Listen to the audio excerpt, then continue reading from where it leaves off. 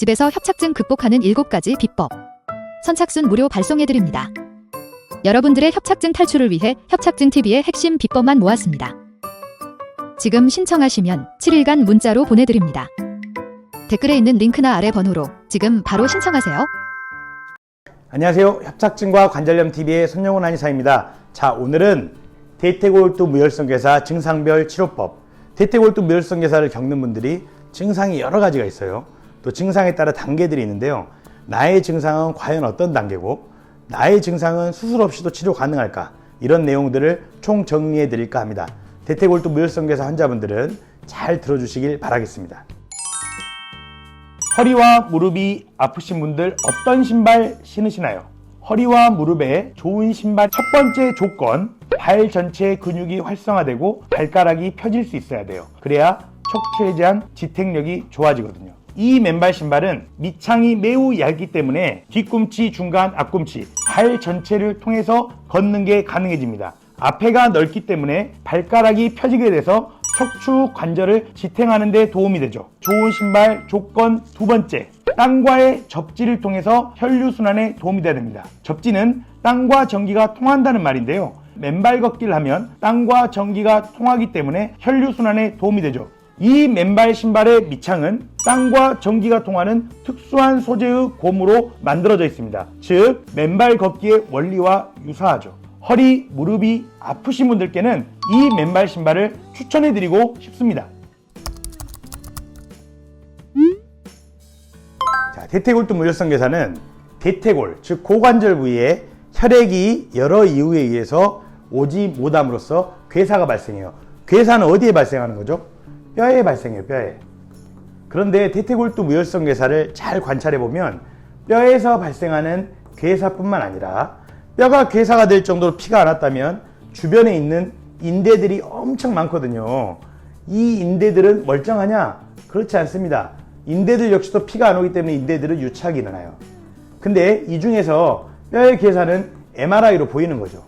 그런데 유착은 MRI로 보이지 않아요. 그래서 우리는 MRI를 통해서 주로 진단하기 때문에 뼈의 괴사가 대퇴골두 무혈성괴사의 모든 문제를 일으키는 것처럼 생각을 합니다. 하지만 실제로는 MRI에 보이지 않는 인대의 유착이 꽤 많은 증상을 일으키고 있습니다.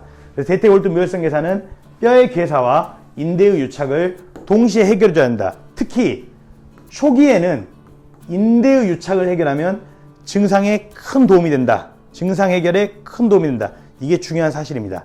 자, 구체적으로 증상들을 살펴보겠습니다. 고관절이 얼마나 움직이느냐와 관련이 있습니다.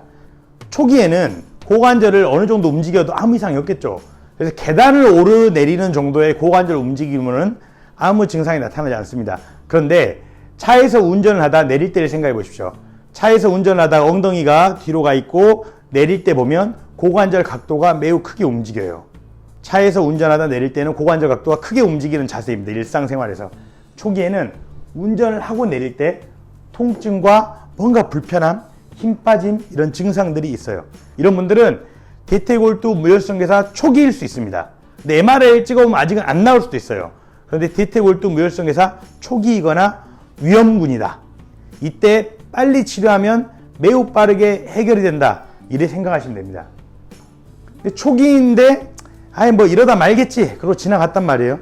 그런데 어느 순간 되면 이제는 계단을 오르내리는 거. 자, 평지를 걷는 것보다 계단을 오르내리는 게 대퇴골이 더 많은 각도로 움직여요. 물론 운전할 때보다는 큰 각도로 움직이진 않습니다. 그래서 중기가 되면 계단을 오르내릴 때 통증이라든가 힘 빠짐이 일어나요. 자, 내가 만약 계단을 오르내릴 때 사타구니라든가 엉덩이 부위가 통증이 있다거나 뭔가 느낌이 이상하다 이런 분들은 대퇴골두 무혈성괴사 중기일 수 있어요. 그래서 빨리 진단을 받아보시고 빠르게 치료를 하면 또 역시나 매우 빠르게 호전될 가능성이 있습니다. 그런데 점점 진행이 되면 이제 어떻게 돼요? 이제 가만히 있다가 처음 움직이려고 하면 그때 통증이 있다가 좀 걸으면 괜찮아져요. 가만히 있다가 처음 움직이려고 하면 뻣뻣해지거나 통증이 있다가 좀 걸으면 괜찮아져요. 자, 이때는 계단을 오르내릴 때 통증이 있는 것보다는 조금 더 진행됐구나. 자, 더 진행이 어떻게 될까요? 고관절의 각도 움직임이 거의 일어나지 않는 평지에서도 통증과 힘 빠짐이 일어납니다. 이러면 심해졌다는 말이에요. 심해졌단 말. 근데 정말 심한 사람들은 뭐냐? 평지를 걸을 때 그냥 정상적인 보행이 안 돼요. 아주 쩔뚝거리면서, 심하게 쩔뚝거리면서 걷게 됩니다. 왜? 이제는 괴사와 유착의 단계가 아니에요. 이제는 고관절 부위에서 미세한 골절이 일어나는 단계로 넘어간 거예요. 그래서 여러분들이 지금 이 영상을 보시는 많은 대퇴골두 무혈성 괴사분들은 제가 생각했을 때는 여기에 해당돼요. 여기에 말기인 분들이 많지는 않더라고요. 여기에 해당된 분들은 어떻게 해야 돼요? 빠르게 치료를 하셔야 되겠죠. 아까 말씀드렸듯이 뼈의 괴사뿐만 아니라 인대의 유착, 그리고 특히 초기로 갈수록 인대의 유착을 잘 치료하는 게 중요하다, 제가 말씀드렸죠. 그래서 어떻게 치료할 거냐? 방금 말씀드렸듯이 초기, 중기인 경우는 유착을 풀어줘야 된다. 말기인 경우는 어떤 경우였죠? 걷는데 평지인데 반드시 못 걸어. 막 절뚝거려야 되고 너무 아파. 왜? 미세 골절이 일어나고 있으니까. 이럴 때는 방법이 없는 것 같아요. 인공관절 수술을 시급히 하는 게 좋을 것 같습니다. 그런데 초기, 중기, 운전하다 내리면 불편감 있다. 그때 치료하면 너무 좋죠. 제일 초기니까. 그러다 계단을 오르내릴 때 불편감 있다. 그때도 괜찮습니다.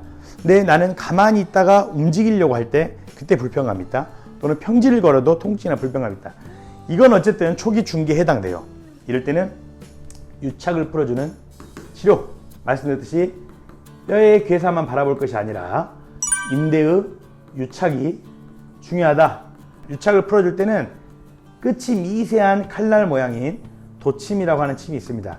도침으로 굳어진 유착을 풀어주게 되면 매우 큰 도움이 됩니다. 자, 마지막으로 대퇴골두 무혈성 괴사 환자분들이 이 네 가지는 꼭 아셨으면 좋겠어요. 매우 중요한 사실이거든요.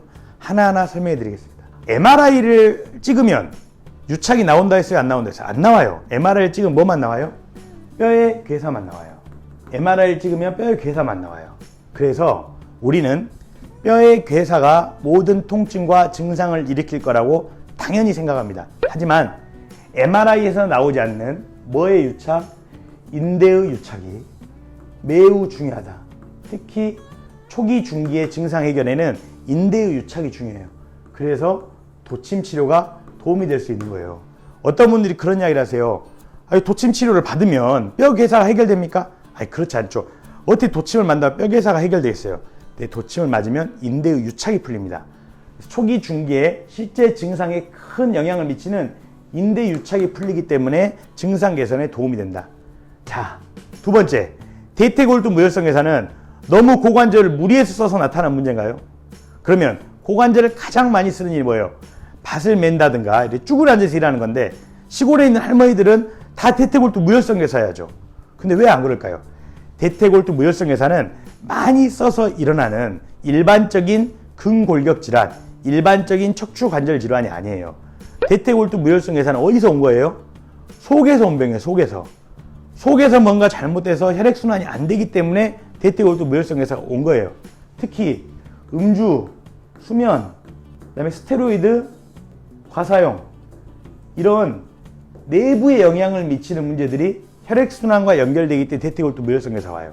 어떤 분들은 나는 술도 안 마셔요. 잠도 잘 자요. 그리고 스테로이드를 복용하거나 주사를 맞아본 또 없어요. 그런데 대퇴골두 무혈성 괴사가 왔어요. 그런 분들은 안타깝지만 선천적으로 그쪽 관련 계통이 허약한 사람이에요. 어떤 사람은 선천적으로 잘 사는, 예를 들어 평생 담배 한 번도 안 피웠는데 폐암 걸린 분들도 있잖아요. 그런 것처럼 선천적으로 대퇴골 쪽으로 혈류를 보내는 기능이 약한 분들, 이런 분들도 대퇴골두 무혈성 괴사가 오고, 또 기능은 강하지만 생활 습관을 잘못한 분들도 대퇴골두 무혈성 괴사가 와요. 대퇴골두 무혈성 괴사 환자인데 평소에 술을 많이 드셨어. 아이고, 인공관절 수술하면 되지, 나 술 계속 먹을래. 자, 그러면 반대쪽에 대퇴골두 무혈성 괴사 또 와요, 안 와요? 또 옵니다. 자, 평소에 잠을 잘 안 자. 대퇴골두 무혈성 괴사 왔어요. 아이고, 그럼 그냥 인공관절 수술하고 막 그대로 살아야지. 그럼 반대쪽에 대퇴골두 무혈성 괴사 와요, 안 와요? 또 와요. 양쪽 다 인공관절 수술하게 돼 있어요. 자, 주사 치료. 아프다 그래서 맨날 가갖고 스테로이드 주사 맞아버려. 반대쪽에 또 옵니다. 그래서 이 세 가지, 선천적 허약, 이런 것들을 어때요? 생활적인 노력을 해야 돼, 노력을. 그래야지 대퇴골두 무혈성 괴사 진행되는 걸 막을 수 있다는 거죠. 예. 다시 한번 강조드렸고요. 그러면 여러분, 대퇴골두 무혈성 괴사라 그래서 고관절만 고치면 되겠습니까? 아니면 생활 습관을 고쳐야 되겠습니까? 당연히 생활 습관을 고쳐야죠. 내 생활에서 온 병이고 내 속에서 온 병인데 무조건 병만 찾는다? 이거는 잘못된 방식이라 생각합니다. 그래서 내 생활을 고치고 내가 선천적으로 허약하다면 내 허약한 걸 채울 수 있는, 보충할 수 있는 방법이 뭘까 생각해야 돼요. 저는 한의사로서 매우 좋은 방법이 한약이라고 생각합니다만 또 좋은 방법들을 많이 고민해 보시길 바랍니다. 세 번째는 대퇴골두 무혈성 괴사는 피가 안 가는 거잖아요. 피가. 다리로 피를 가게 해야 돼. 피를 가게 하기 위해서는 발끝치기라든가 맨발 걷기를 꾸준히 해야 합니다. 혈류순환을 개선할 수 있는 발끝치기, 맨발 걷기. 엄청 좋은 운동이에요. 이 두 운동은. 이 두 운동을 실천하시면 좋겠어요. 자, 그리고 대퇴골두 무혈성 괴사 환자분들 보니까 젊을 때 오는 분들이 있고 나이 들 때 오는 분들이 있어요. 20대, 30대에 병이 걸리면 병이 어때요? 진행이 매우 빨라요. 나이 들어서 병이 걸리면 병의 진행이 늦습니다.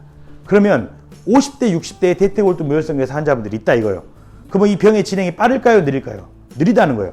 그러면 생활습관 개선, 꾸준한 혈류순환 운동, 그리고 도침이라든가 적절한 치료 이런 것들 하며 잘 관리하면 대퇴골두 무혈성 괴사 빨리 진행된다? 느리게 진행된다? 느리게 진행된다는 겁니다. 나이가 들어서 오는 대퇴골두 괴사는 진행이 느리다. 젊을 때 병은 진행이 빠르잖아요. 젊을 때 병은 어떻게 해야 돼요? 특히 최대한 초기 단계에서 이 병을 해결하는 게 중요해요.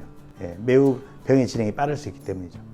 자, 오늘은 대퇴골두 무혈성 괴사에 대해서 환자분들이 꼭 알아셨으면 하는 내용까지 제가 정리를 해봤어요.